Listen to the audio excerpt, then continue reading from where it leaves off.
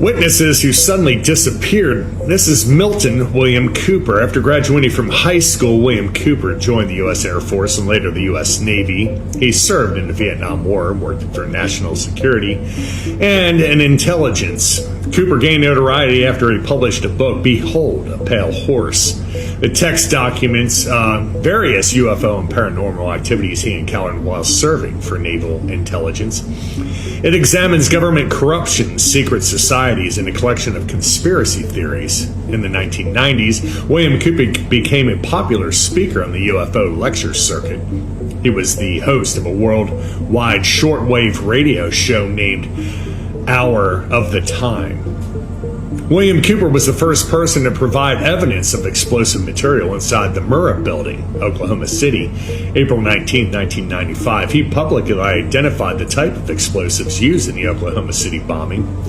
In his early writings, Cooper was convinced the United States was hiding evidence of alien technology. Towards the end of his life, Cooper turned his attention towards covert government programs and the militia movement.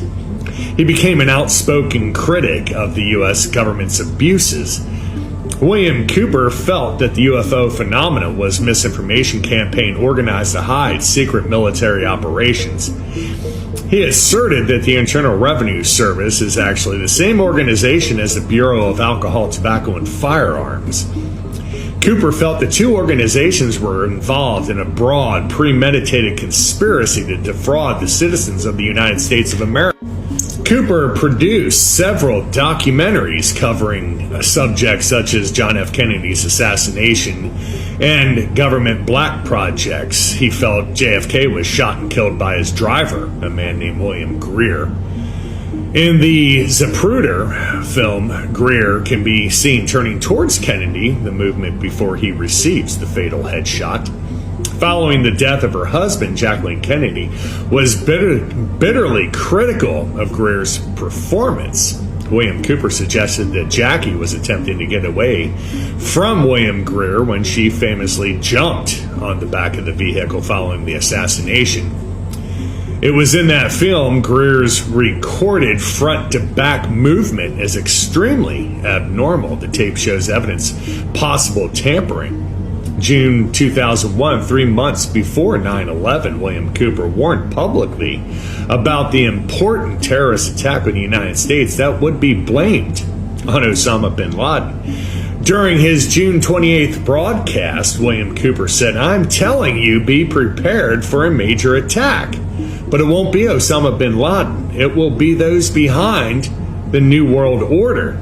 9/11, Cooper said, "What we are witnessing today is probably the herald of at least the redefinition of freedom, and probably its death." William Cooper was charged with various crimes in his lifetime, including tax evasion from 92 to 94, bank fraud for giving false information on a loan application. In July and September of 2001, Cooper was accused of brandishing a handgun near his home in Eagar, Arizona. November 6, 2001, 2 months after 9/11, William Cooper was fatally shot by a large collection of Arizona deputies who were attempting to serve him an arrest warrant. According to police accounts, Cooper, who was physically disabled, fled officers and pulled out a weapon. A gunfight ensued and William Cooper was killed.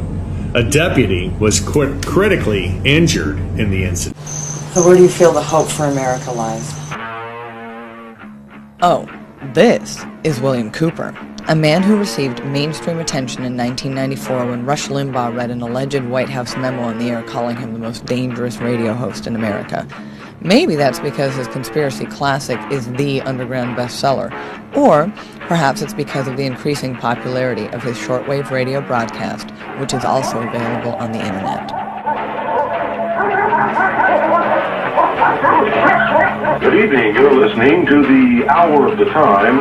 I'm still William Cooper. This was not an easy interview to net. He was the first person I asked, and after 8,000 miles and 6.5 weeks on the road, just about the last to agree. I guess he wanted to make sure I was serious. Nevertheless, I had to come alone, and I was required to follow clear rules of conduct. Well, at this point, I've done so much research on this. I have to tell you, there's only one way this is going. There's going to be a civil war in this country. And I hope the outcome of the war will be the reinstatement of constitutional Republican government. But whenever you have a war like that, you're going to have competing factions to be the winner. And whoever really has the power in the end is going to institute whatever kind of government they feel should be there. There are people in this country who believe that a religious theology or theocracy should prevail.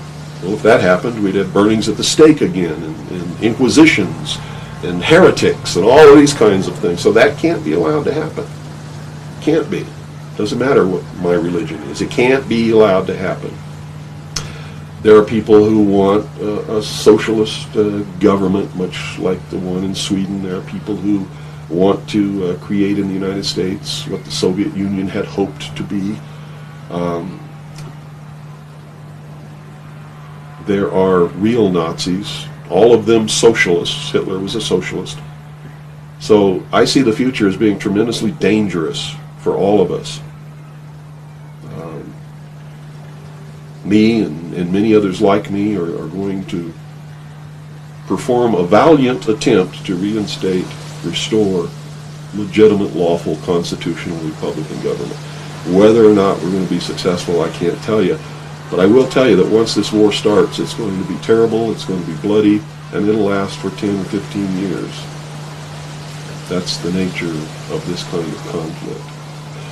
If you look around at all these mountains around here, there's enough guns, ammunition, supplies, clothing, and food buried in these mountains to support an army for 15 years. And I don't think the American people realize that they're on the brink of a civil war. You see, there are many of us who took an oath when we went in the armed forces, and we meant it. We volunteered. We weren't drafted. We care about this country. And the oath was to protect and defend the Constitution against all enemies, foreign and domestic. And we will fulfill that oath, even if it means we die in the process of doing it. It's that simple. What is our common bond truly? Freedom. Freedom. Without freedom, you can't be a Christian no matter what denomination you belong to. You can't be a Buddhist. You can't own a donut shop. You can't drive from here to Oregon. You can't be an American, because that's what it's all about, and that's the only thing that it's all about. Nothing else. Nothing else. It's about freedom. Freedom. Only freedom.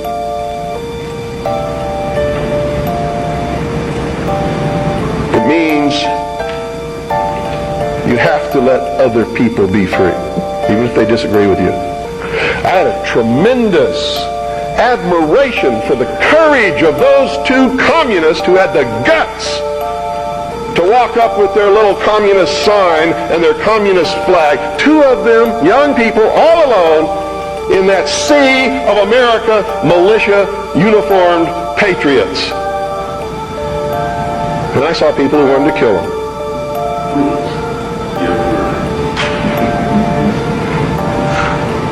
You know, I don't like their philosophy. They're misled, misguided. Communism is a terrible thing. But they had guts, and I had a great respect for them, and I believe in freedom, which means there is no way in the world that we could have had that meeting on your State House grounds this morning unless they had the right to do what they did. And you had better understand that. Because if you stop them from having their freedom to make their political statement, you have stopped yourself. You have stopped everyone. And that must never happen in this country. It must never happen in this country. Because if it does, there'll never be another congregation like this, and you'll never hear me speak again, because I'll be dead. And so will most of you. Are, in fact, the power base. and are used to gain a consensus of opinion. The majority are not really members, but are made to feel as if they are. In reality, they are being used and are unwilling or unable to understand. They may have been or may be members of the Christian or Jewish religion, but that is only to further their own ends. They are and always have been Luciferian and internationalist. They give allegiance to no particular nation, although they have used, on occasion, nationalism to further their causes. Their only concern is to gain greater economic and political power. The ultimate objective of the leaders of both groups is identical. They are determined to win for themselves undisputed control of the wealth, natural resources, and manpower of the entire planet. They intend to turn the world into their conception of a Luciferian totalitarian socialist state. In the process, they will eliminate all Christians, Jews, and atheists. You have just learned one, but only one, of the great mystery. The people who are running this country from behind the scenes do not care a thing about Americans or bloodshed anywhere. I think we're going to awaken one day to find out that we've all been too relaxed and entertained and watching television and being entertained with all the cares of life, never realizing what is going on in this country. In the secret, ladies and gentlemen, they are at least, very bare minimum, 50 to 100 years ahead, beyond what you can even imagine.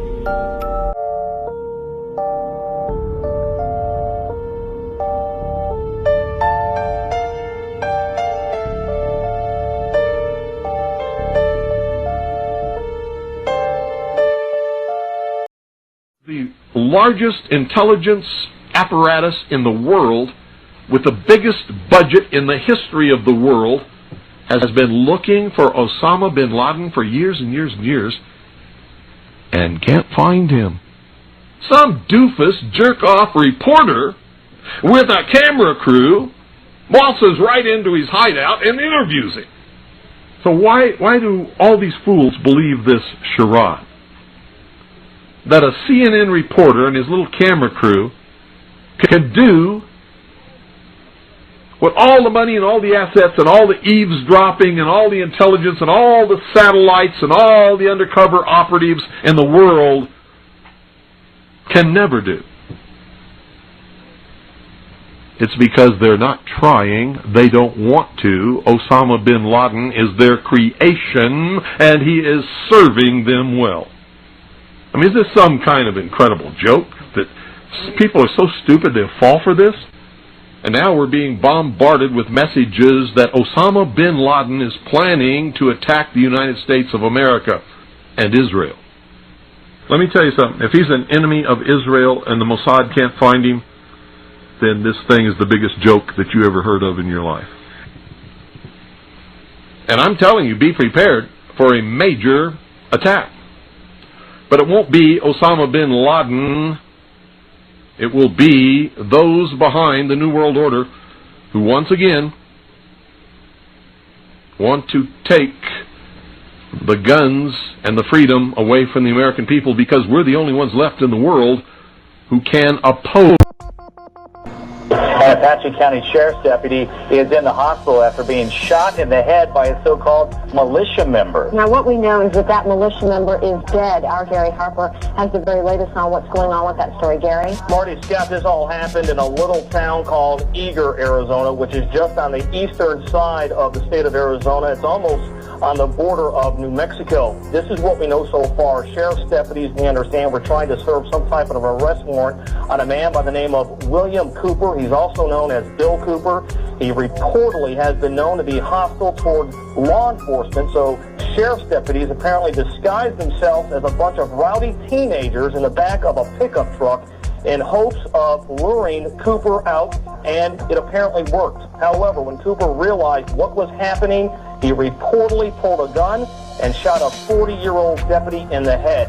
During the gunfight, Cooper himself was shot and he was killed. Now, this is what we know about Bill Cooper. Officials say he belongs to some kind of militia movement and has published several anti-establishment articles. He has a website, we understand, and on that website he acknowledges that there is an arrest warrant for him, but he writes, and we're quoting here, any attempt by any federal government agent or anyone else to execute the unlawful arrest warrants will be met with armed resistance. Any person who attempts to kidnap our children will be shot upon discovery. And that is apparently what happened earlier this morning. Sometime after midnight, Cooper reportedly pulling a gun and shooting a 40-year-old Apache County Sheriff's deputy in the head. That Sheriff's deputy, we understand, has been flown to Phoenix, where he is in a hospital. We are trying to get his condition right now. We do not know exactly what his condition is, and we understand that the militia member, in this case Bill Cooper, was shot to death. We do have a crew en route to Eagar, Arizona, and we'll have a lot more coming up on tonight's news. Don't believe anybody. Don't believe me. Don't believe George Bush. Don't believe anyone.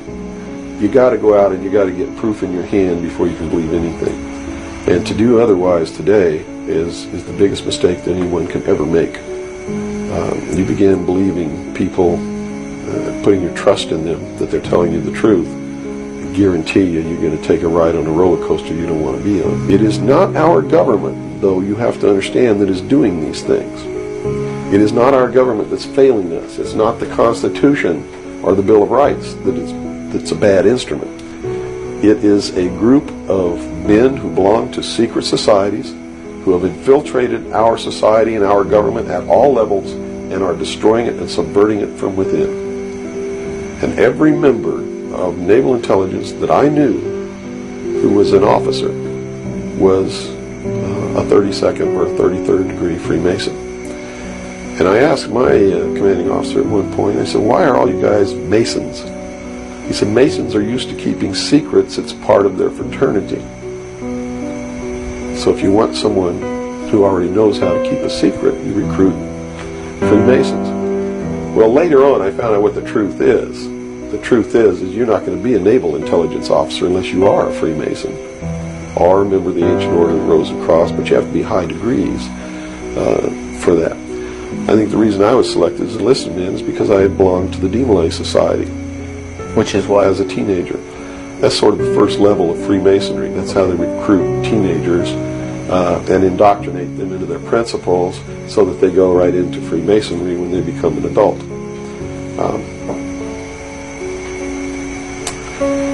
So basically that's the story. Yeah. Okay. Well, based on the information that you're revealing, which would seem to be equally or if not more of a threat than what Kennedy was originally planning on doing, is actually revealing the underlying cause of all of this. Why is it that you are here today, or how is it that you are here today and you're not, conveniently taken away and put in a padded cell somewhere so that you can't speak of these things? Well, I really don't know the true answer to that question, because you would have to ask them to find out why they haven't done anything.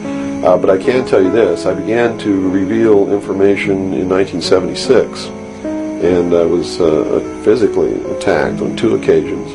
My skull was caved in. That's what all these scars are here. On the second attack, I lost my leg. They visited me in the hospital. They had no intention of killing me. They were delivering a message to me. Shut up. And that was the message that came through loud and clear. And 2 men who identified themselves with identification cards who belonged to the Defense Investigative Service, which was really the Defense Intelligence Agency, asked me if I was going to shut up or they were going to have to do it right. And I told them, I said, you don't have to worry about me. I'm going to be a good little boy for the rest of my life, and yeah, I'm going to shut my mouth. And I did for 16 years. Kept silent until I saw this UFO magazine in a bookstore, which indicated that they had implemented the contingency plan called Majestic. But if you want to know what I think the reason is, I believe that there are several. One, they've had a plan that's been in force since the 40s to debunk, ridicule, destroy anybody who ever talks about these subjects. And the public has been thoroughly indoctrinated that if you talk about any of these things that I'm talking about, you're just another nut. So the public, by and large, doesn't pay any attention to it. So in that sense, I'm not a threat. If the president had come on television and said, hey, this is what's going on, then they would have listened and they'd pay attention to it. But people like me, they perceive me as being just another loony bin, fruitcake, a nut, which I assure you I'm not. But that's the perception that they've been brainwashed into believing. And so that's what they do.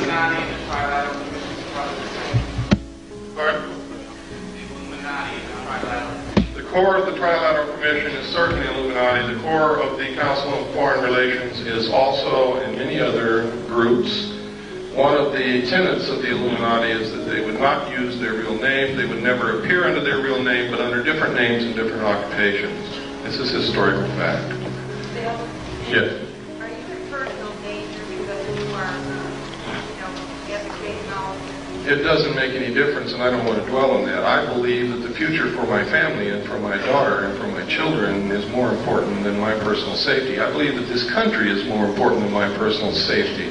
And you have to understand that we wouldn't have this country if George Washington asked if he was going to be in danger, if he signed the Declaration of Independence or signed the Constitution or participated in the war against the king.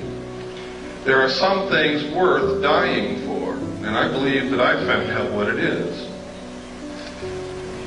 No, I'm not afraid. Yes, I'm in danger, but I don't give a damn. Yes, Nancy. I came to talk to you last week, and I'm curious to know what political organizations have organized or what kind of activists. I mean, it seems to be wonderful to sit here and listen to all this stuff, and then everybody goes home and they don't do anything about it. Yeah, we need to talk about that. One of the things that is bad about this country are political organizations. Because you tend to label yourselves and square off against each other instead of against the real enemies. For instance, I know many people in this room consider themselves to be right-wing conservatives. I also know many people in this room who consider themselves to be left-wing liberals. But I also know that in their heart, every one of those people believes in this country, believes in the Constitution of the United States, would never consent willingly to give up any of our rights under the Bill of Rights or under the Constitution. So therefore, this right-wing conservative, left-wing liberal is bullshit. They're really Americans, but they don't know it. They don't realize that they're just really Americans. Why label yourself something other than that? I'm an American, I'm a constitutionalist because that's what this country represents. The Constitution is this country. Destroy it and this country ceases to exist instantly. Therefore, I have no other political viewpoints, period. None other whatsoever. If it's allowed in the Constitution, I'm for it. If it's not, I'm against it, period.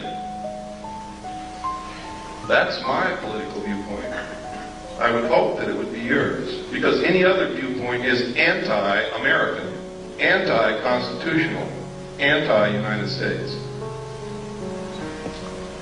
I hope that if you think you're a right-wing conservative, that you'll stop doing that. I hope that if you think you're a left-wing liberal, I hope that you will stop doing that. I hope that you will become an American again, because that's what we all started out as, Americans, and all of a sudden we became something else.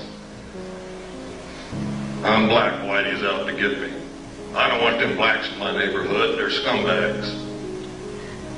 They're Americans, folks. Pardon?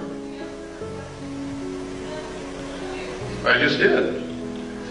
No, I asked you specifically, what has been done, like have the senators, been contacted on that? The only thing that you can do is throw the people in Congress out. People, we've been telling you this over and over and over again for years.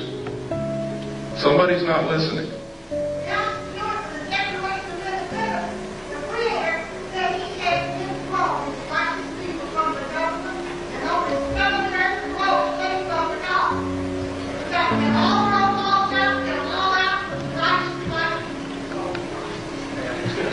Well, I will not support any racist attitude from anyone, but you have to get the professional politicians out of Congress, out of office, out of the presidency, out of the governorship, out of the state houses, and you have to send citizens who will truly represent us, who truly will do what's needed, and only send them for one term, and it's the only thing that's going to work. If you think you're going to change the minds of these people who are so ingrained into,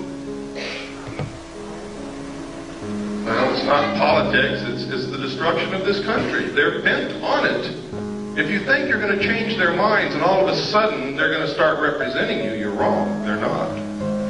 I'm going to show you a tape now, and this tape is going to prove to you that the government's been lying to you for a lot of years. Now, when I say the government, I don't mean our constitutionally authorized and legal and lawful government. I mean the men who have infiltrated our government over the years and are controlling it, subverting it toward their own end, have been lying to us. Our government hadn't had a chance to work over the last 40 years. And you're going to see why. What I'm going to show you is a tape of the Kennedy assassination. It's not a tape that you've ever seen before. I hope you will pardon the editing because I'm not a professional editor and I have to do this at home because I cannot let this tape out of my possession because that would be totally irresponsible and it would probably disappear. Keep your eyes on the driver of the car. Do not watch Kennedy. Don't look around at the scenery. Keep your eyes on the driver of the car. That's important. They have always known who killed Kennedy, and they have covered it up for all these years. Okay, we have the lights off, and please run the Kennedy tape. After taking time out to shake hands, the Kennedys, along with Texas Governor John Connally and his wife Nellie, stepped into a waiting limousine which would take them through the downtown district on the way to the city's Trade Mart, where the president was to give a luncheon speech. As the motorcade made its way through the streets of Dallas, it was obvious that Kennedy's trip was a tremendous success.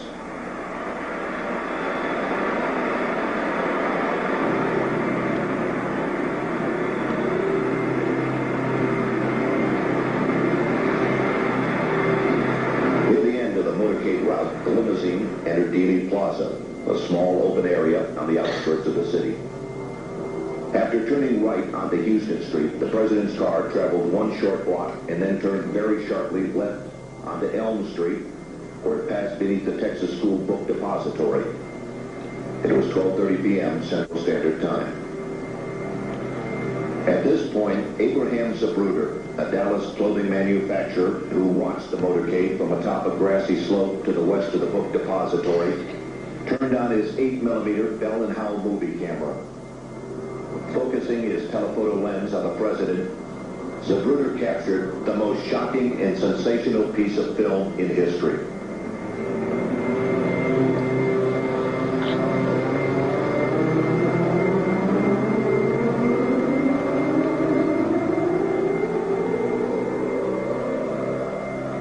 Motorcade in Dallas on November 22nd, 1963. As the presidential car passes behind the freeway sign, President Kennedy is struck in the throat by a bullet that was fired from the grassy knoll. As he's grasping his throat through John Connally, turning around to his right, he at that point is struck. You notice the passenger of the car turning back to see what has happened to the president. As he turns back to the front, the driver of the car turns with his left arm over his right shoulder with a pistol and fires. You see the 45 caliber nickel-plated automatic weapon in his left hand. He's firing over his right shoulder. You see it in relief. You see his head pointing backwards towards the president.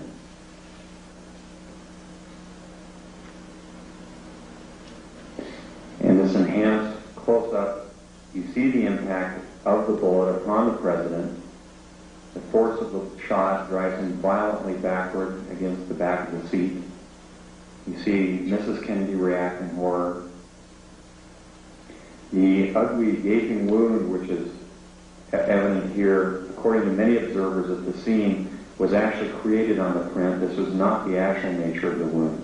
But you notice that Mrs. Kennedy wasted no time in trying to exit the vehicle because she clearly was able to determine exactly where that shot had originated. And it was her personal bodyguard, Clint Hill, another Secret Service agent, who attempted to keep her in.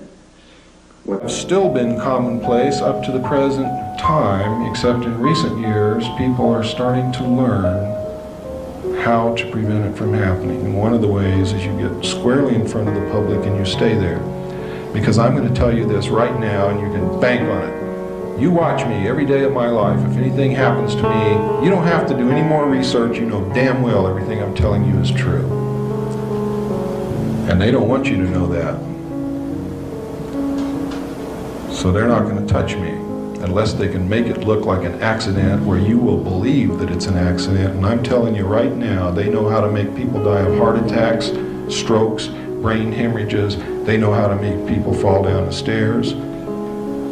They know how to make people commit suicide, or at least look like they committed suicide. And if you don't believe that, look at what happened to the 20 material witnesses who were close enough to the car to see William Greer shoot President Kennedy within 2 years of the time it happened. They're all dead. The odds of them all being dead is something like 300,000 trillion to 1. Some of them apparently, I say apparently because that word means that's what it looks like, committed suicide. One died of a karate chop to the neck. Several of them had heart attacks, etc., etc., etc. One man hung himself. They were all murdered. All of them. They were murdered by the Central Intelligence Agency. William Greer was the assassin who killed President Kennedy. He was a Secret Service agent. I'm going to show you the film here shortly. Many of you wonder, well, if that's really true, how come Jackie Kennedy never said anything? If the Secret Service, the highest protective body in the United States assigned to protect the President of the United States, just shot President Kennedy, who in the hell is she going to tell? Me? I can't do anything except tell you. The FBI? J. Edgar Hoover is one of the men who ordered his assassination. He was a member of MJ-12.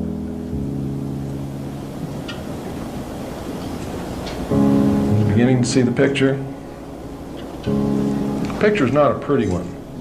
While I was with the Office of Naval Intelligence attached to the Commander-in-Chief of the United States Pacific Fleet staff, I saw documents that stated with no hesitation whatsoever, with clear understanding, that President Kennedy was killed by William Greer, the Secret Service agent driving his limousine in the motorcade.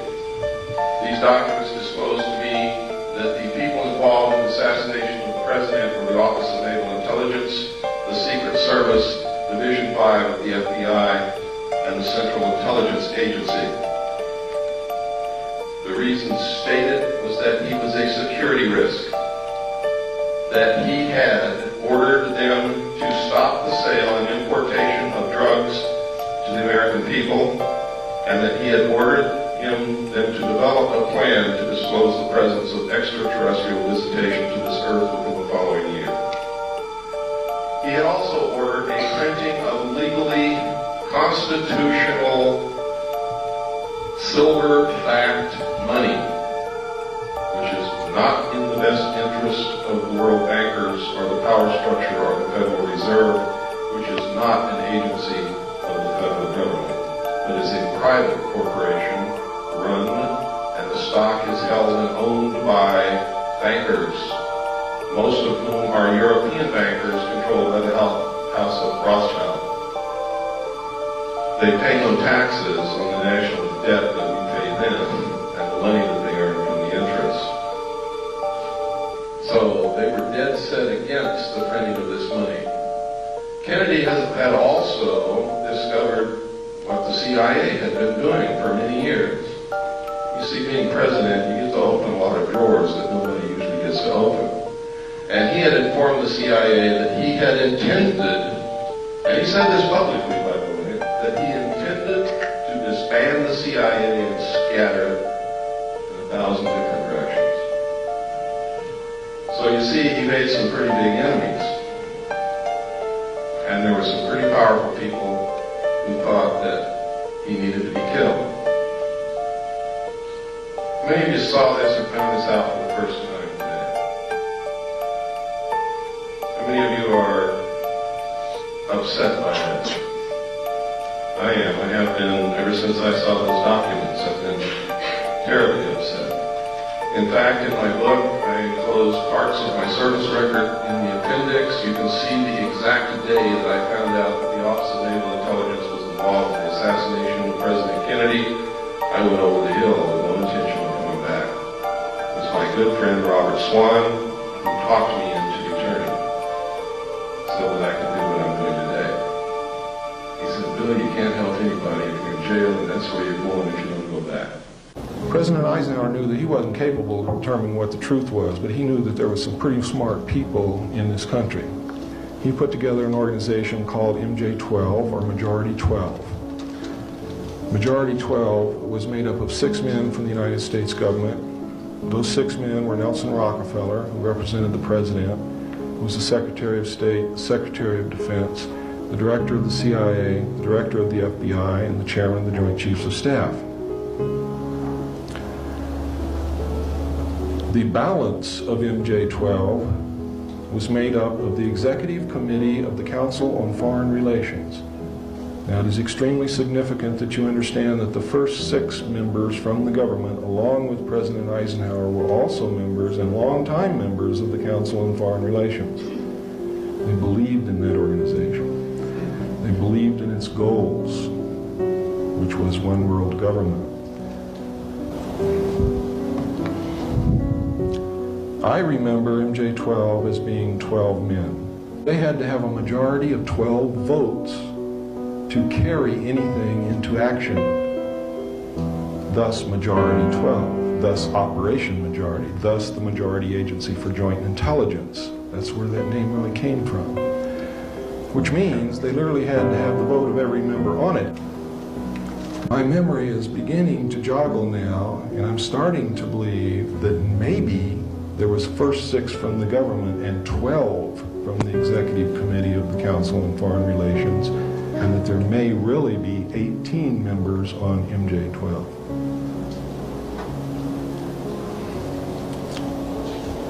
Whenever I believe that a correction needs to be made, first I wasn't going to do this. But that's wrong not to do that. It's wrong to stick to your guns because you don't want to change anything. That's silly. Because, ladies and gentlemen, it doesn't make any difference if there's 1 member, if there's 12 members, or if there's 18 members. What makes a difference is that Majority 12 exists, MJ-12 exists. These men were all members of the Council on Foreign Relations, and they are the secret government. That's what really counts. Up until President Bush, President Eisenhower was the last president who knew the entire truth. And when he left office, he could see what was happening. He was a very intelligent man. He could not have been the overall commander of all Allied forces in Europe with 5 stars and then reached the office of president if he had been a dummy. He was not Dan Quayle, I can guarantee you. He knew what was happening, and he attempted to warn us when he left office. He told us quite bluntly and in no uncertain terms to beware of the military-industrial complex. And who is the military-industrial complex? It is the members of the Council on Foreign Relations, and since the inception of the Trilateral Commission as well. The Council on Foreign Relations and the Trilateral Commission control the board of directors, the majority of the stock, and usually the president and CEO of all the major corporations in the United States of America, including the news media, the major publishing interests, etc., etc., etc. Usually the president and CEO is a member of the Council on Foreign Relations and/or the Trilateral Commissions. Many of them have dual membership. The board of directors is always controlled. Council on Foreign Relations and Trilateral Commission members own the majority of the stock. Nelson Rockefeller and David Rockefeller and the Rockefeller Foundation and the Ford Foundation and the Carnegie Foundation, which, by the way, the Rockefeller family owns the Ford Foundation and the Carnegie Foundation, believe it or not, own the majority of the stock in the major corporations in the United States of America. They own the majority of the American-held stock of the Federal Reserve, but the majority of the stock of the Federal Reserve is owned by the European bankers. America has been sold right out from under our noses. It doesn't belong to us anymore. It belongs to a secret government, a secret worldwide government, which pulls the strings, which says, we want this to happen here, and it does. We want this to happen here, and it does, invariably. These men are playing a game of chess on a level that we have never imagined. They're playing chess with the world. And we don't know how to do that. We can't even conceive of that. So let's not be concerned with the world. Let's just be concerned with our country, because they cannot succeed with the world if they cannot succeed with the United States. And with your help, they will not. Their whole purpose throughout history has been to teach a small number of people how to become adept at controlling everyone else and presenting their societies as desirable to the profane, so that you'll go knock on the door and say, hey, can I be a member and be initiated? With the promise of learning some great secret. What is that secret? The secret is what I have just told you this morning. The secret is how to control everybody else. And you never understand how to control everybody else until you get to the top of this pyramid of initiation. Most people never make it past the third step. All above that are carefully chosen and nurtured and taught. And Americans for all these years have been looking around for the enemy. They've never been able to find an enemy. You see, the enemy has always been here. It's your uncle, your aunt, your father, your mother, your brother, your sister, your nephew, your nieces, who belong to the fraternal orders collectively known as the mysteries. The very highest degrees of which, combined together, make up a secret order known as the Illuminati. Their goal is to destroy all existing religions save theirs, all existing governments save theirs, and shackle the mob in a system of eternal oppressive debt chained to a computer for the rest of their life, in a propagandized world to make them believe that they are happy in this system. Now, do you think they're succeeding? Haven't I described to you just now exactly what is going on in the world today?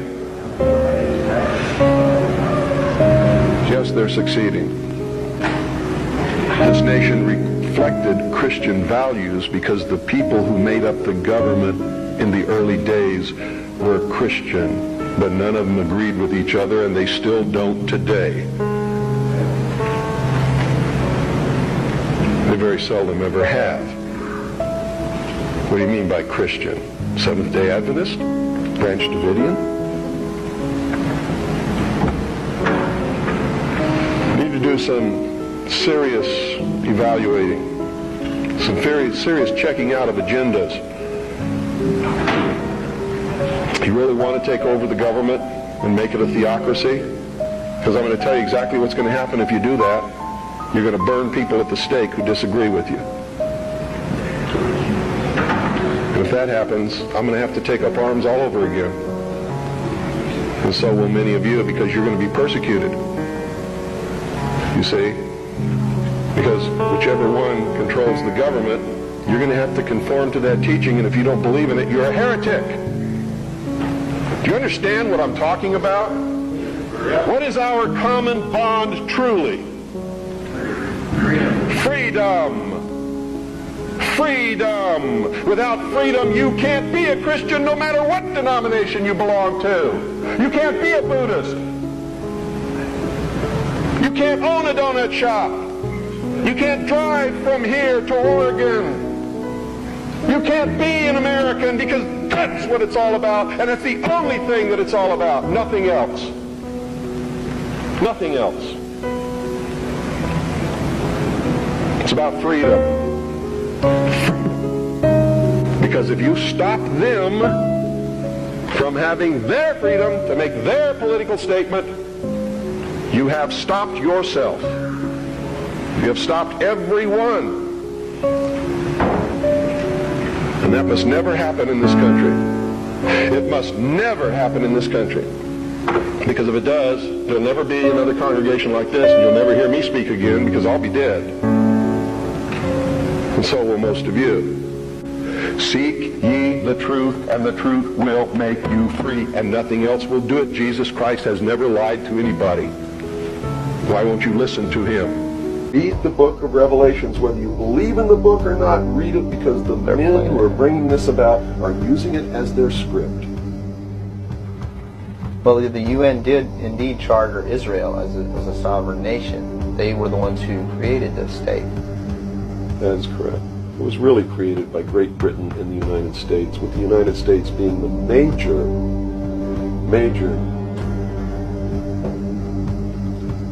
instigant.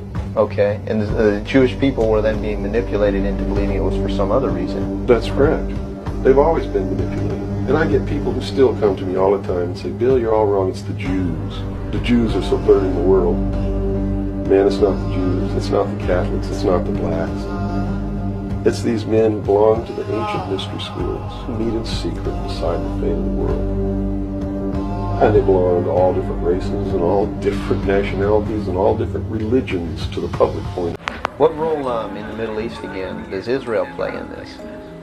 Israel was created as the instrument to bring about the Battle of Armageddon and the fulfillment of prophecy, a war that will be so terrible, where nuclear weapons will be used, so that the American citizens and the other people in the world will get down on their knees and beg for no more war. And what is the answer to that?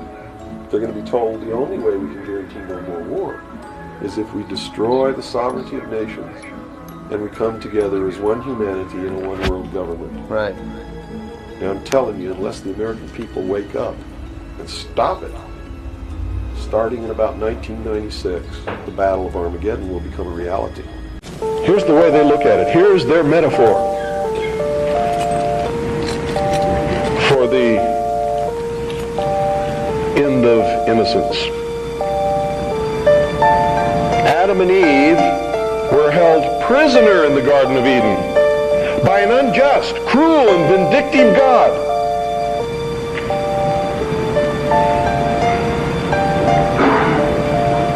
Until Lucifer, through his agent Satan, set man free from this garden by giving him the gift of intellect. Through the use of intellect, man will conquer the earth, will conquer nature, and will himself become God. It's taught in every Masonic temple in this land. Every secret brotherhood, every secret society, every mystical temple, every occult organization teaches the Luciferian philosophy. They do not believe in Lucifer. They do not believe in any entity called a devil, and they do not believe in God. It is a mistake for you to assume that they do. They are atheists in the strictest sense of the word. They are humanists. That's their religion. A At the highest level, their goal is to create a world in which the adepts, the 1,000 points of light, working behind the veil to create the culmination of the great plan, can realize the ultimate happiness for mankind. That's why they don't oppose pornography. That's why they don't oppose certain crimes. That's why they say you should not be put in jail for the rest of your life for murder or anything else. There should be no death penalty, because it was a learning experience. And having gone through that learning experience, you're a better person now. This is what they teach. They believe punishment for these crimes is nothing more than vengeful retribution, which is wrong in their eyes.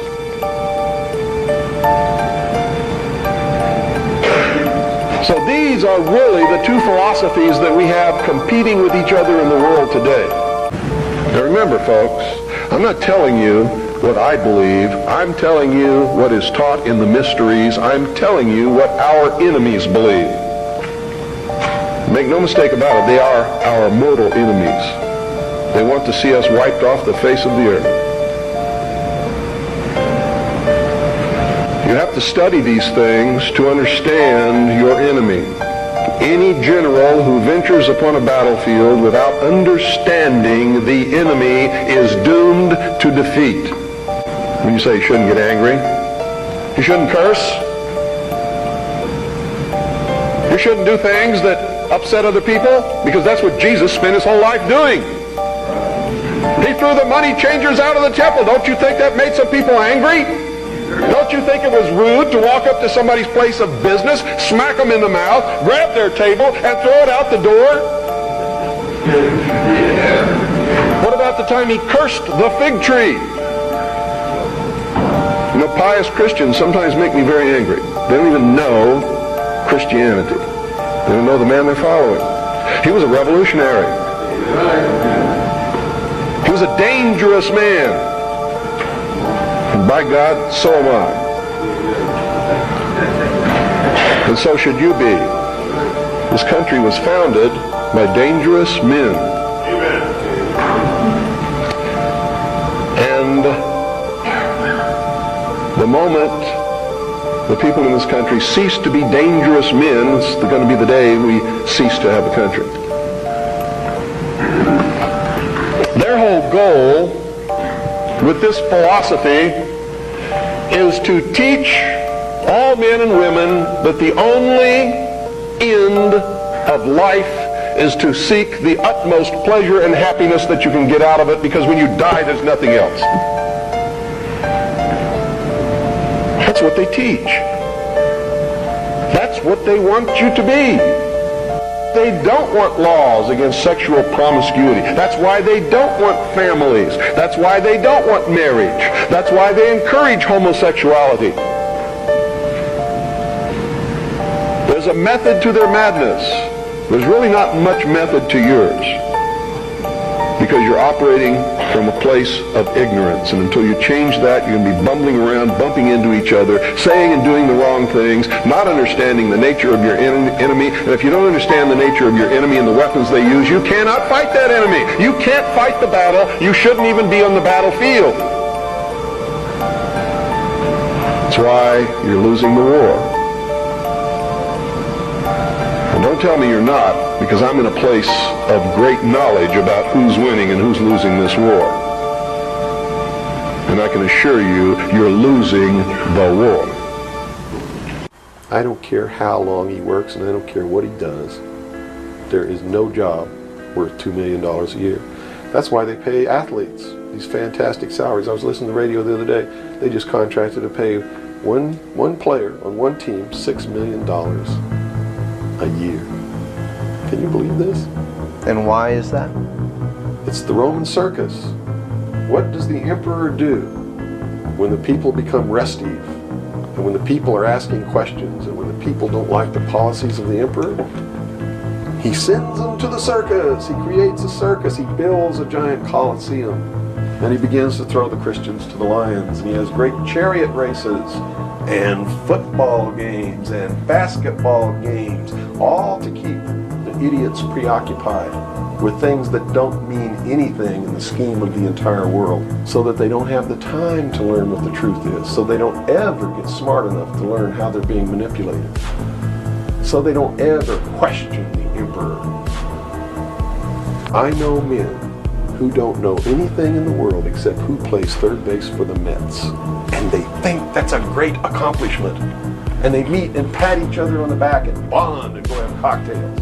This is the age of deception, and everybody today is living in a fantasy world, and they're promoting agendas that they don't understand because somebody has told them that it's the right thing to do, and they generally believe it. The greatest thing about this country, whether you agree with me or not, it's the absolute truth. If you take this away from any person or any group of people, you have no country. Freedom. You have no religion. You have no sound money. You don't have any of it.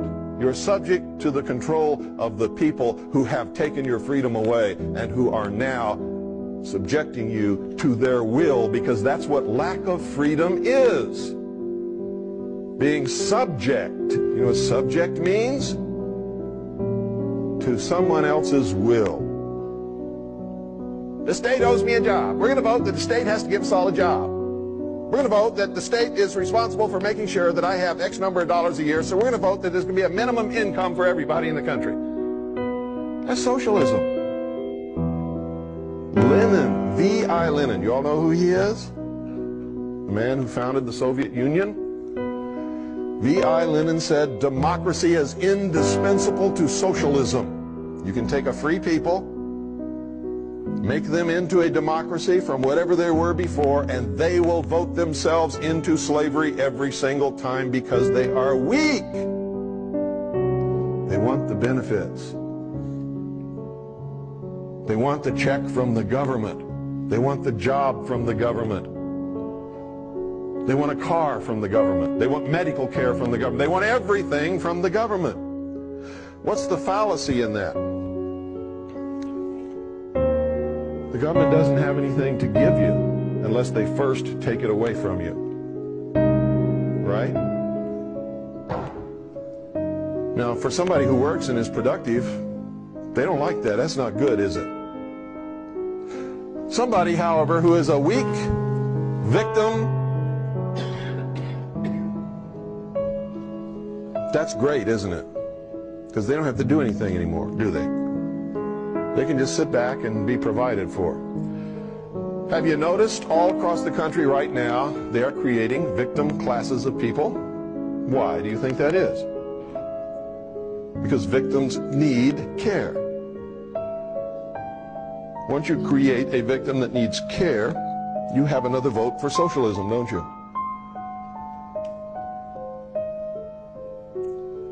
Now you see people coming in this country complaining about these things that have no legitimate complaint. Now don't get me wrong, I'm not pinging on immigrants, because if I lived in a place that was so terrible I couldn't support my family or put a roof over my head or even find a toilet to go to the bathroom, I would be coming across this border just as quick as they are. You can't fault them for that. It's illegal. You can fault the government for allowing it to happen because it's illegal, it's unlawful. And they're always talking about we got to follow the law. Truth is, we only have to follow the law that they think is okay. Why do they want these people coming across our borders? Because these people are helpless. They're without money, they're without a home, they're without a job. What are they? Victims. What do victims bring? Give them the vote and you're going to have socialism. That's why they don't try to stem the flood of immigration. It furthers the agenda of socialism. I feel sorry for those people. They're being used. And their only thought is to find a good place where they can have a good life for themselves and their children. They're being used and abused, and they all become good little Democrats. They all vote socialist, and they all want their handouts from under Uncle Sam. They're being used. They can't speak the language. Because they can't speak the language, it's hard to find a job. When they find a job, it's not at the pay that they would like to have. So they look to the government to solve their problems. Does everybody understand what I'm telling you? You've often wondered, why is it that they don't do anything about this flood of immigrants coming across the border? And I'm not talking about just Hispanics from Mexico, Central and South America. I'm talking about from all over the world.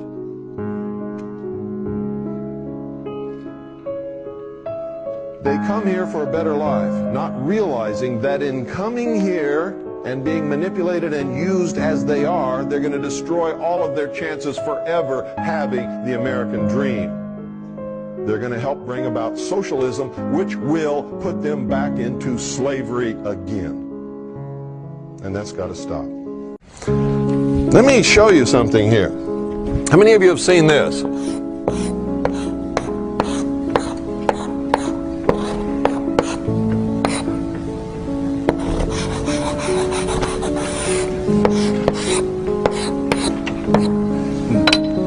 What is that? Where have you seen it? Pardon? Where have you seen that? Jehovah's Witnesses, that's true. Where else? How many of you watch Pat Robertson? You don't recognize that? He had that for a long time. It's a symbol of what?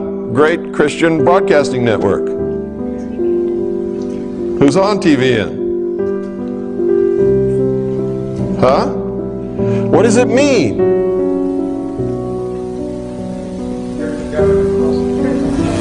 This is the marriage of church and state. Is that what you want?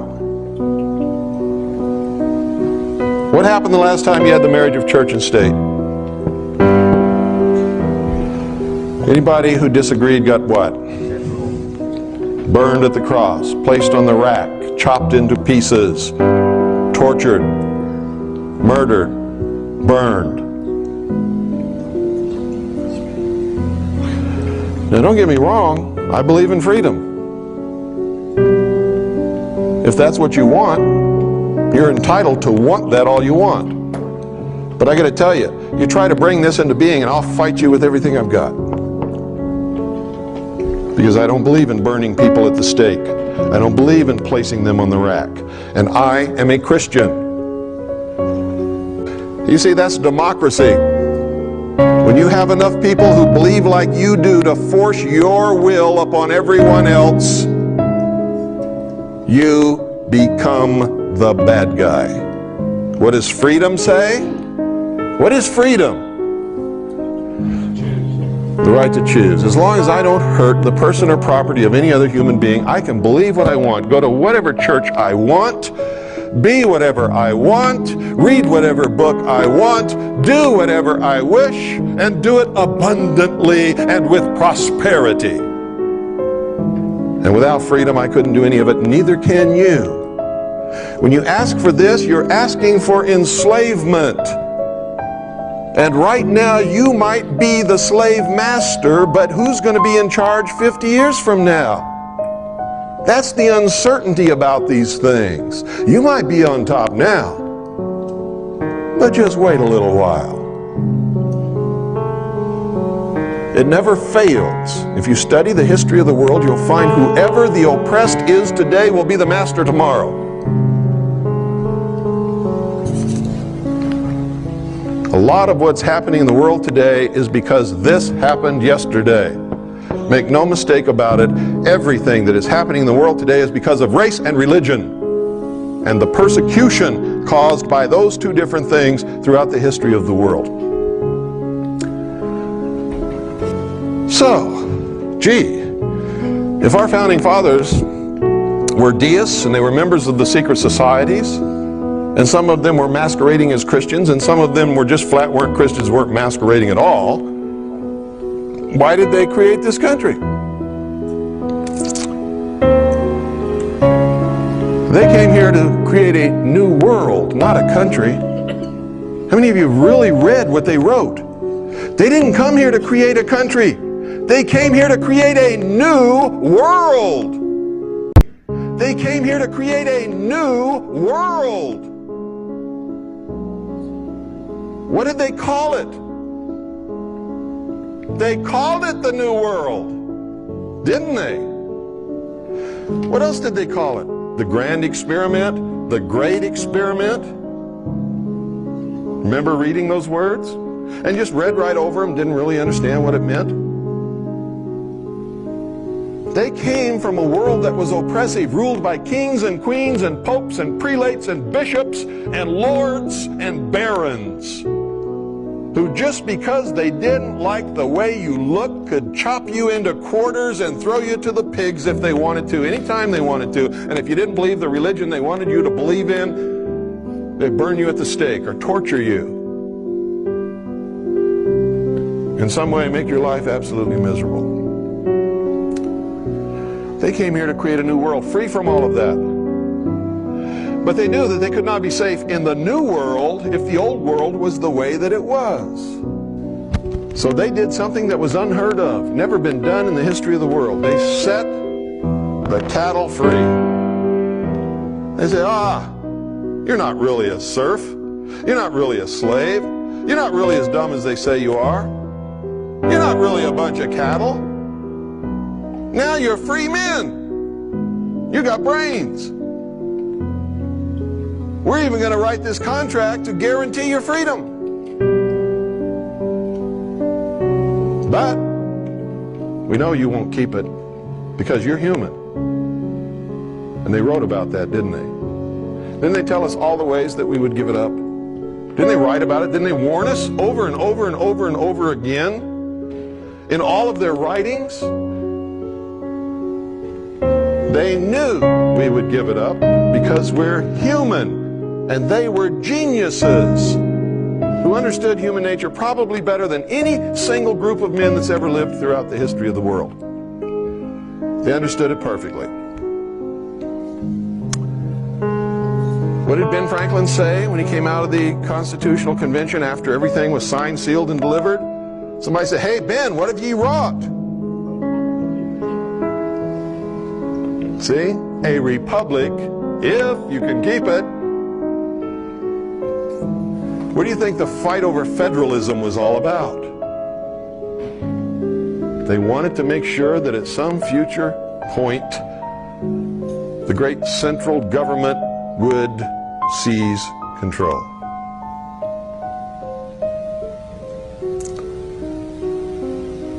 And they even pretended to fight over this.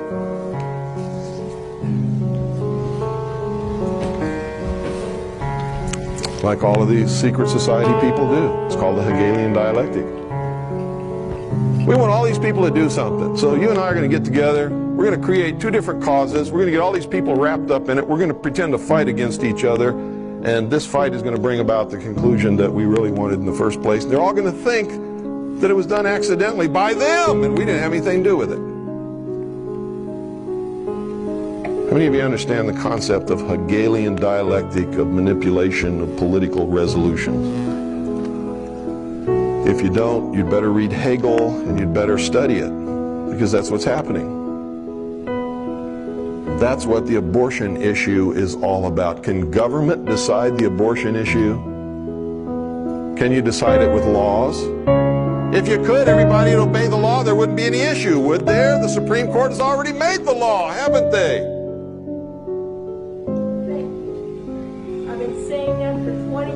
It's the truth. The whole issue is designed to create a conflict which cannot be solved except by some world body. And by the way, if you want confirmation of what I said about the Founding Fathers, if you really believe that they were Christian, go look at the city that they laid out from the air.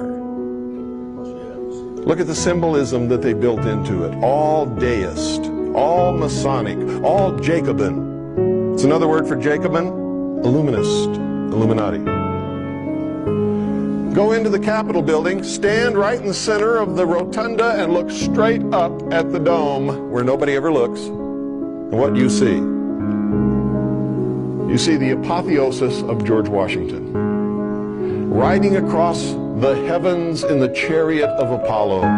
Who is Apollo? George Washington. He's become God now.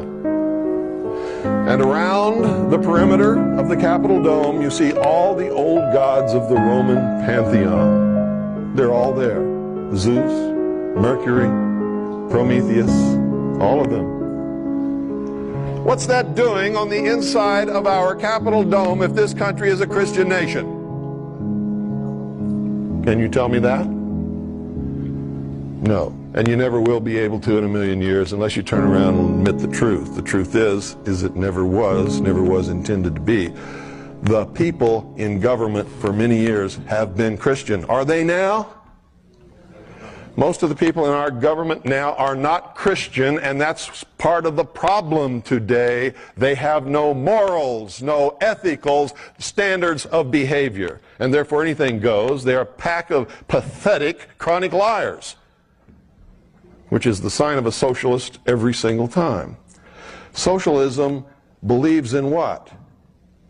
The supremacy of the mind of man, not in God. Anytime man has supremacy over everything, everything becomes what? Subjective. If you're God, how can you do something wrong? And that's the whole problem with this crowd now. They don't have anybody to answer to. You see, whether you believe in God or not, the human race must have God. They must have a superior power to which they must answer. If they do not, then everything becomes subjective. And if I want to slice your head in half, by God, there's nothing wrong with me doing it because I'm God. Okay, here's the problem with the ozone hole thing. How many of you have noticed that every time they show a picture of an ozone hole, it's always over or near one of the poles? How many of you have noticed that? Every time. Because it has to be. It's the only place it occurs, and it's not really a hole at all. And it has nothing to do with what we do. It has nothing to do with CFCs or anything else that we do here on this earth, period. Because here's the truth of it. How many of you have also noticed that whenever that hole occurs, it occurs at that particular pole in the wintertime? Why is that? Well, the Earth is tilted on its axis. So if this is the North Pole up here, we have the Earth right here, and we have old Sol over here giving out his rays. What has to happen to form ozone, folks? Sunlight must interact with gases in the atmosphere. Which gas? Oxygen. When sunlight strikes oxygen in the atmosphere, it causes a chemical reaction which splits O2 into two single O's. So O2 becomes, what is that? Ozone. Each one of these is ozone. But what is it also? It's what's called a free radical. It doesn't like to be in that position. Okay. These, because they're free radicals, they don't like that state of being, don't last very long.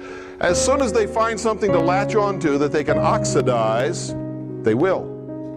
Or as soon as they can find another free radical of oxygen, they will form once again O2. Or if they can find another radical of oxygen and an atom of hydrogen, they will form water. They don't like being apart. So ozone doesn't exist very long after it's created anyway. It's in a constant state of creation and attaching itself to something else and disappearing. So ozone is in a constant state of flux, becoming and unbecoming all the time. And it's caused by the sun rays interacting with oxygen in the atmosphere. What do we call that layer? There is no such thing as an ozone layer. What is it called? Because what are these? These are ions. Ozone is an ion of oxygen. Okay? It's called the ionosphere. So why don't these freako-environmentalist liars call it what it is, the ionosphere? Because it would be the truth, and we can all prove that the ionosphere is not disappearing. It's where ionization of gases takes place due to interaction with the sun's rays. Energy from the sun. Everybody understand that? So instead they say, there's an ozone layer. Oh, really? It's the ionosphere. And this whole thing is a hoax. Because here's what happens. As sun streams toward the Earth, you can see down here at the South Pole where they're having summer, sun's rays are hitting all over the pole, aren't they? But up here, they're not hitting a portion of the pole. At the pole that is experiencing winter, what do they have there that's unusual about the rest of the Earth? They have 6 months of darkness. There's 6 months when the sun's rays are not hitting that part of the Earth or the Earth's atmosphere. And so there is no interaction between the sun's rays and the oxygen in the atmosphere, and so what is absent? Ozone. Is it a depletion of ozone? No, it's just a place where the chemical reaction does not take place. It is absolutely perfectly normal.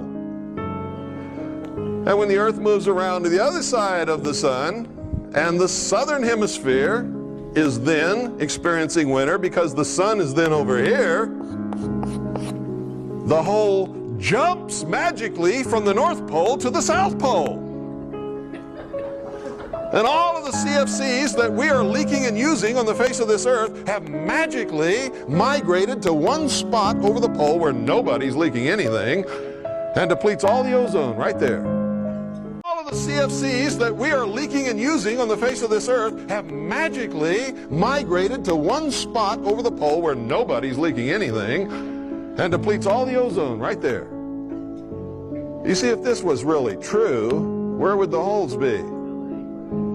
Los Angeles, London, Tokyo, there's a biggie. Phoenix, right?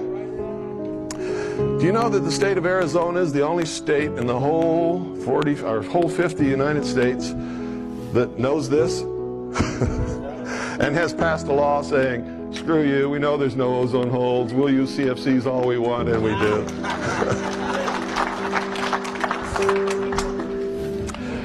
We educated our legislators, not to the fact that if that this was a hoax. We did that, of course. But even though they knew it was a hoax, they didn't want to go along with it until we put pressure on them saying, hey, we're not going to support this scam, period. This is a scam and you know it is. We put political pressure on them. They were going to lose their jobs unless they did what we wanted them to do. And so they did. Now, we don't always get our way in Arizona, because why do you think it's called Phoenix? And the Valley of the Sun, and the Sun Devils? That's all out of the mysteries. Phoenix is a Masonic city, if there ever was one, on the face of this earth.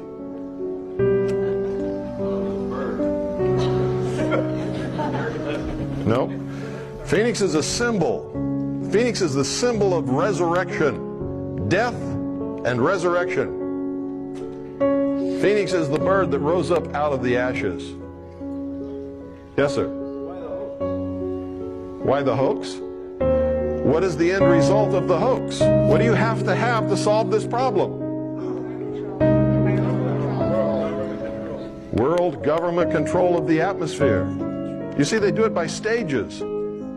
Give them the atmosphere. What do they want next? The biosphere, maybe? How many of you know about the biosphere? Do you know that the UN inspectors were just at Yellowstone National Park and determined that there has to be a buffer zone around the park So the National Park Service is buying up private land and kicking people up off their land and closing roads to make this buffer zone, which will be absolutely off limits to any human habitation, occupation, or use forever, to protect the environment within the park. Do you know that this is just one little step toward seizing all of the wild lands, wildlife, natural resources, metals, and minerals up on the earth under the control of a one world government? Did you know that it's all been outlined in treaties for years? So why aren't you upset about it? What are you doing about it? What are you upset about it? I am. What are you doing about it? Silence. So this dude, Bill Cooper, is probably one of the most famous conspiracy theorists. He predicted 9/11 months before it happened. He exposed so many government operations, spying on their own people, using technology to control, manipulate, and spy on us. But let's talk about what he said about aliens, because it's pretty crazy. So Bill's background was in naval intelligence. He claimed to have seen top secret documents about government-alien interactions.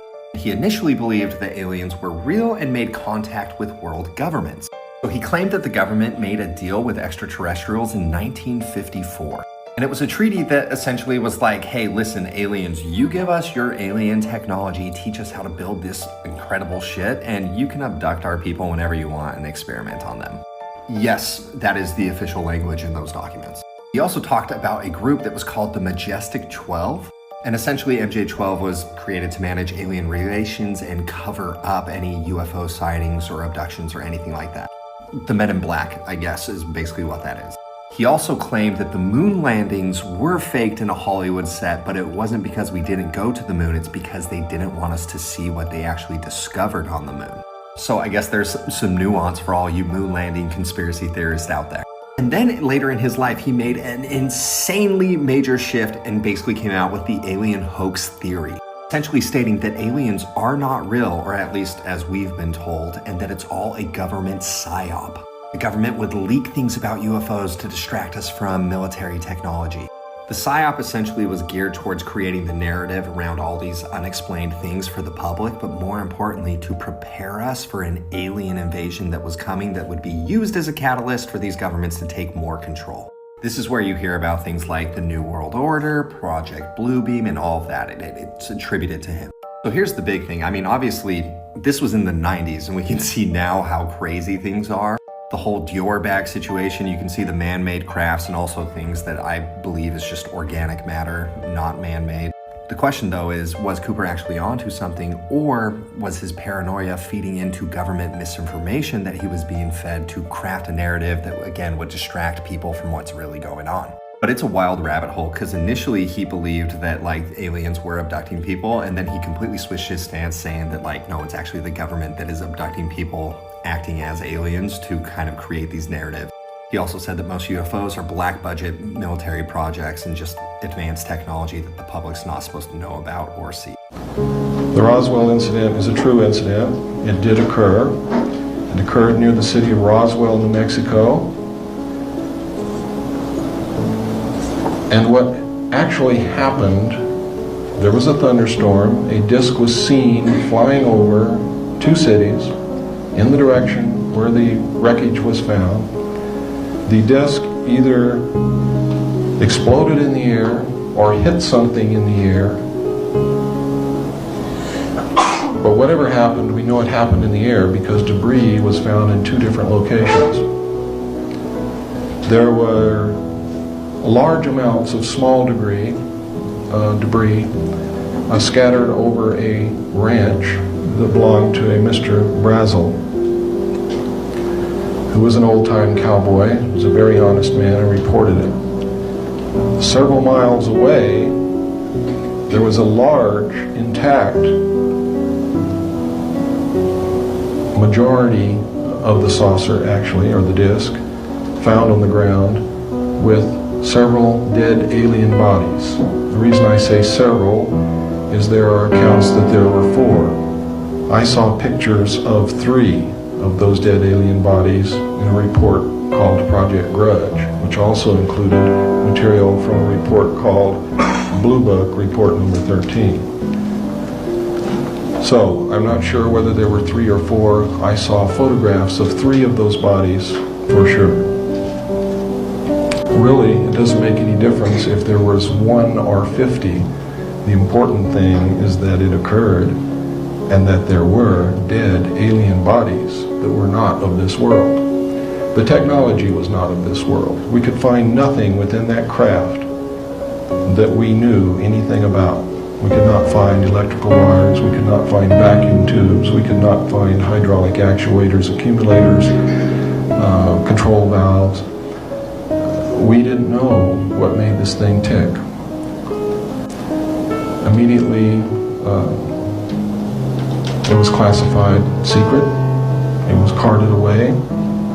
The press was told first that they had recovered a flying saucer. Second, that no, it wasn't a flying saucer, it was a weather balloon. When the local newspaper tried to put it out on the wire service was interrupted, and a message came across the wire to the local news service stating that they were to cease transmission immediately. What they were transmitting concerned the national security. The message was from the Federal Bureau of Investigation. In 1949, again near Roswell, 2 discs crashed. They recovered 5 alien bodies from these discs, and in combing the area to make sure that they had recovered all of the wreckage and everything that they could so that the public would not be able to discover anything, and so that they would have everything with which to gain knowledge and technology from, they scoured the area by foot patrol, by jeep patrol, and by aircraft reconnaissance, and discovered an alien live from the crash wandering in the desert. They captured him. He was designated EB, extraterrestrial biological entity. EB was taken to Los Alamos, where he was placed in a Faraday-shielded environment. Because he had the ability to read the thoughts and transmit thoughts to people outside of where he was being held captive. He also had the ability, through a device that he wore around his waist, to literally walk through walls. Now, we know through our own study of science that this is not far-fetched. We know that matter, is made up of molecules, which are made up of atoms. And in between these atoms, there's quite a large space on that scale. And in between the molecules, there is a large space on that scale also. It's much like being out in space and looking at the solar system. If the sun and each of the planets, if you were to consider them to be molecules, if you could get way down microscopically and look inside your own hand, you would see much the same thing. There are large spaces between them. They're held together by a force or an energy, which we know very little about. With the proper technology, you could literally put your hand through your other hand if you knew how to do that. The aliens apparently do, because they can not only walk through walls, but they are apparently able to abduct you from your bed in the middle of the night and lift you out through your ceiling without opening any doors, without lifting the roof, without opening any windows, and you pass right through it with no ill effects. Eventually, I found in my hands a document called Operation Majority and another document called Project Grudge, which contained the most astounding information I have ever seen in my life. And from that day forward, my life has never been the same. It has not been normal in any way, and I wish that it had been somebody else who had seen the information. But because no one else has had the guts to stand up and talk about what they've seen, I'm kind of glad that it was me, because I do have, and I will continue. Because you need to know what was in those documents and what's happening. Now, if I had not seen the UFO with my own eyes first, I would have thought that this whole scenario that I saw in these documents was a hoax. not perpetrated by the Navy or the Office of Naval Intelligence or the United States government to fool me or to fool anybody else in the Navy. I would have thought it was a hoax after I had read Operation Majority that outlined the plans for the secret government, the secret world government to come into power. I would have thought that it was a hoax to scare you into bringing that about, and I still think that they're going to use it to try to bring it about. And I want to warn you beforehand not to believe a word they tell you when they tell you there's going to be an invasion from outer space, because there's not going to be. It's already taken place. Because I saw what I saw on board that submarine, and because of the research that I've conducted since then, I know that it's real. It's not a hoax. It's not something to propel this world government into position. It's real. There's aliens here. They're just as real as you and I. And I'm here to tell you about it.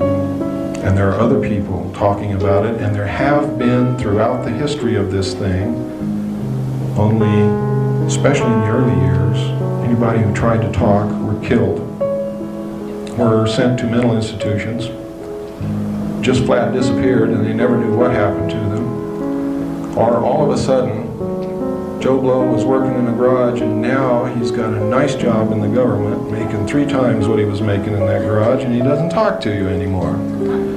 Those things were commonplace.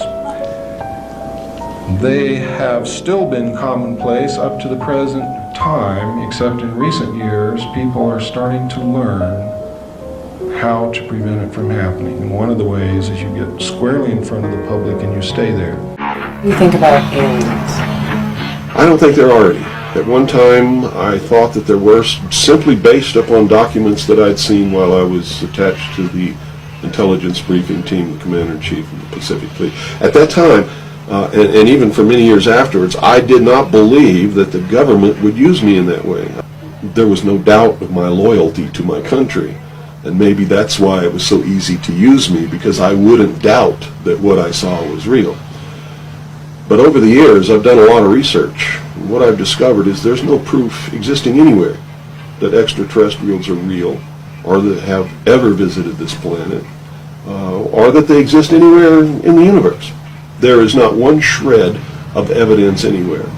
There is lots of evidence, tons of it in fact, that there are a group of people who want us to believe in some extraterrestrial threat from space so that they can cause a world government, bringing together of all the people to resist that external threat. And the first time that I saw any reference to that, I was reading some papers from the Carnegie Endowment Fund, and there was a record of a speech, it was a dinner for Viscount Ishii of the Japanese delegation, the Japanese Imperial delegation, in 1917. And John Dewey was one of the speakers. And the first sentence out of his mouth as I was reading this, I almost fell out of my chair, because this was in 1917, and he said the best way to cause all people of the world to come together in one world government and end war forever would be if we were attacked by some other species from some other planet. And boy, that just clicked with me, and I knew that this is just another scam. This is the age of deception. There's no doubt about it. And then 8 times during Reagan's administration, he inserted almost the exact same phrase into 8 of his speeches. It's a scam. That's what I can tell you. What they call UFOs, these craft that fly around the sky, are real. But they're not piloted by some little green guy from some other planet. They're owned and operated by the United States of America for one, the Soviet Union for another, probably Great Britain, Canada. I think the first really operable ones were probably manufactured in Western Canada, in the wilderness, in a place especially built to create those machines, like we created the Manhattan Project, and the same kind of secrecy surrounded it. So the technology is real. It's been kept secret, and it's been used to promote this concept that there's an alien threat to this earth. It's just an incredible deception. And I'm just amazed that people have fallen for it in the manner that they have in the absence of any proof whatsoever. I mean, they cite hearsay as proof. Well, what about all of the alien abductions? They're not abductions. They're the results of a tremendously successful and very sophisticated mind control operation, all of which has been in development. Well, they started working on those kinds of things since before World War II. But they have perfected them. On my website, I have a patent of a machine that can read your brain waves, can recombine them in a computer and send them back to you and make you think things happened that never happened. I mean, you can't get a patent for something like that unless it really works. You have to prove it to the patent office. It works. A patent was issued. Also, the congressional investigations into the intelligence community has revealed the existence of these programs. I mean, there's no secret about it. It's documented. But that's what it is. It's not extraterrestrials coming down. The human body cannot pass through walls or roofs or through windows that are closed. You know, this is all the product of the imagination and people's willingness to believe something because they want it to be true. I don't know why they would want it to be true.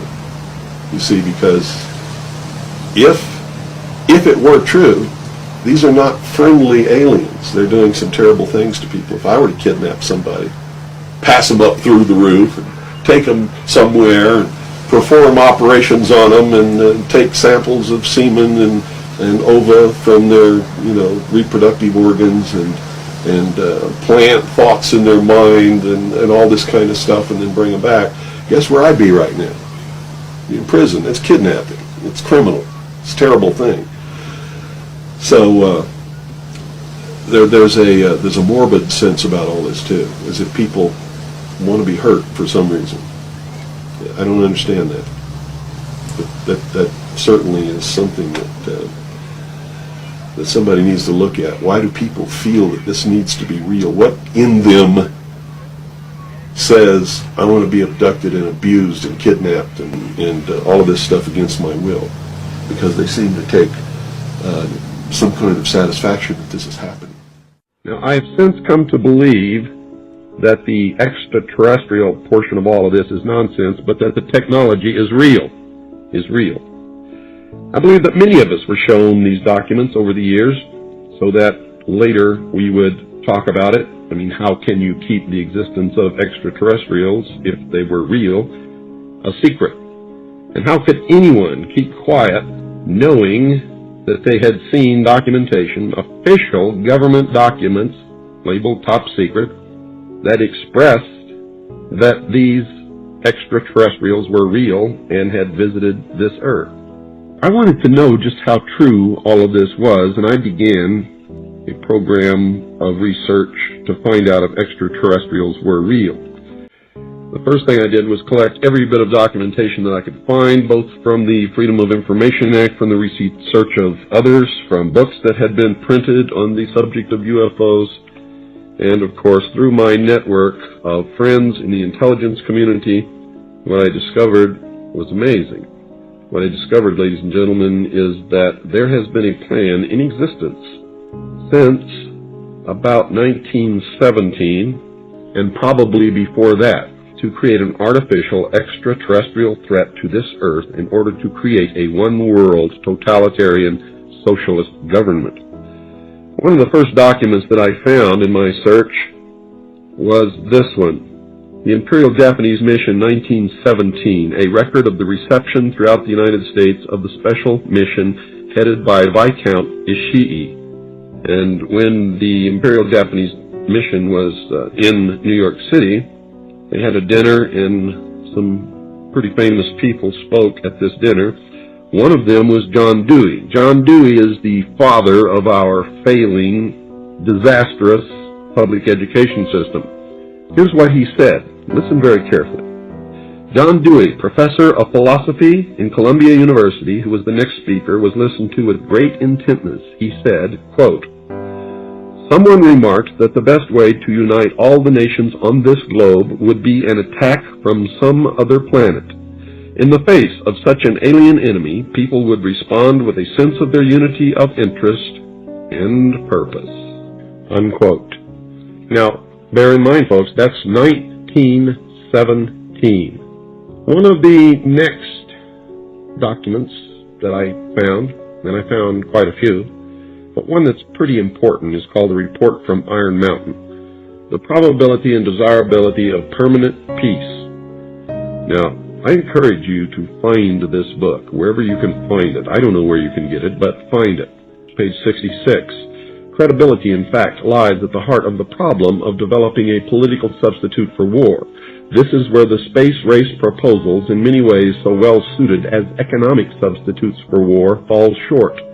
The most ambitious and unrealistic space project cannot of itself generate a believable external menace. It has been hotly argued that such a menace would offer the last best hope of peace, etc., by uniting mankind against the danger of destruction by creatures from other planets or from outer space. Experiments have been proposed to test the credibility of an out-of-our-world invasion threat. And it continues on another page. Nevertheless, an effective political substitute for war would require alternate enemies, some of which might seem equally far-fetched in the context of the current war system. It may be, for instance, that gross pollution of the environment can eventually replace the possibility of destruction by nuclear weapons as the principal substitute for war. Are you beginning to get the message, folks? Poisoning of the air and of the principal sources of food and water supply is already well advanced, and at first glance would seem promising in this respect.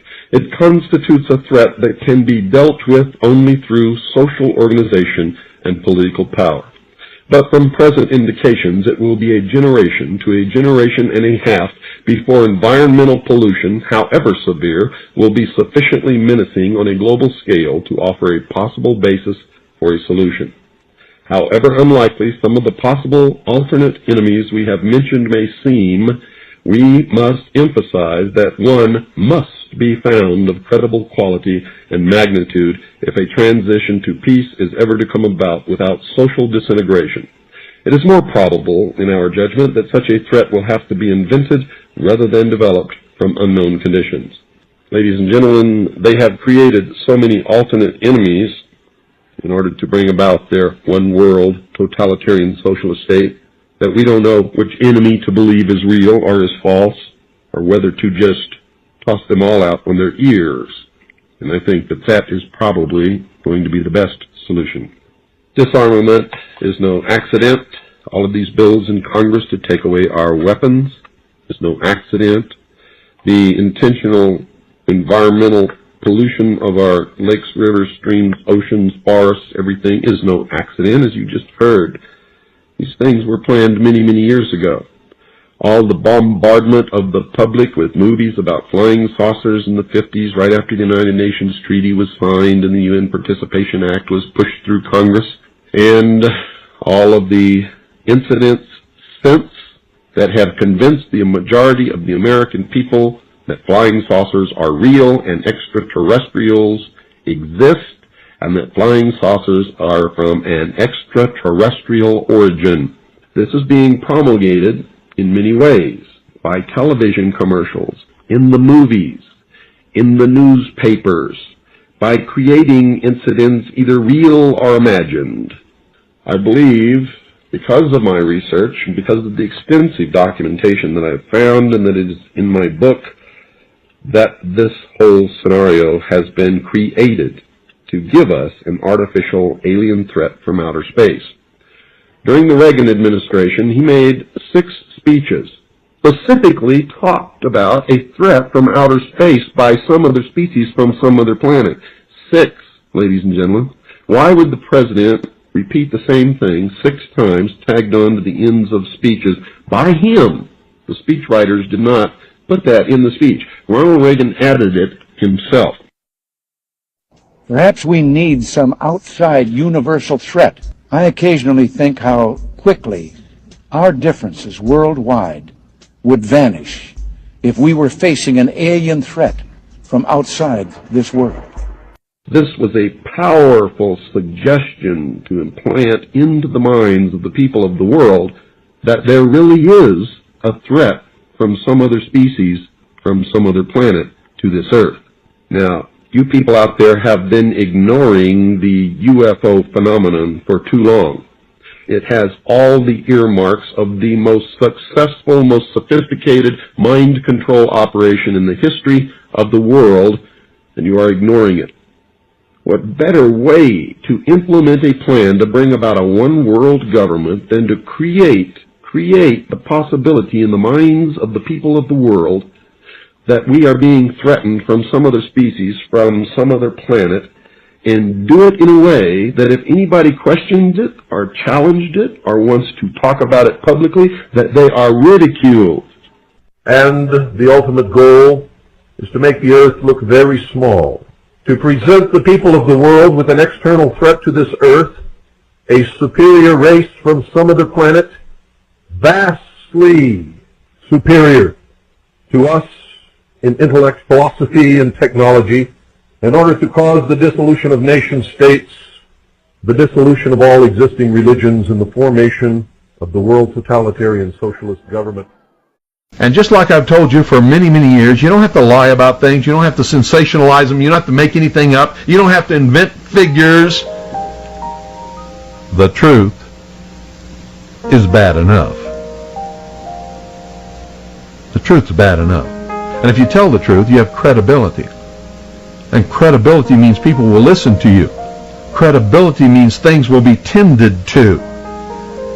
When you lie and people find out that you're lying, and it's easy, it is so easy to discover, then you have no credibility. You become a liar. You become somebody with no confidence factor. You become a rumor monger. You become a minion of the old, who was it? Who was it that was billed as the great deceiver? I wonder who that was. See, whenever you spread a rumor, whenever you tell a lie, whenever you stretch the truth or sensationalize something, and I don't care what the reason is that you do, you become an ally of the great deceiver. Somebody called him Heinrich Himmler. Somebody else called him Lucifer. Somebody else called him Satan. You can call him anybody you want. But listen to me very carefully.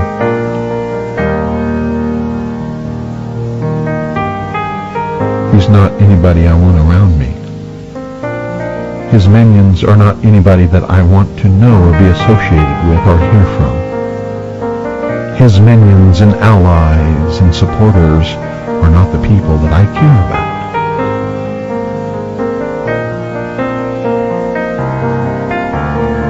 You understand? You want to be on his side? Stay the hell away from me. Don't call me. Don't write me. Don't reference me. Don't email me. I don't want anything to do with you. If you're a spreader of rumors and lies and disinformation and sensationalization and all of this other bullshit. Do you hear me, sheeple?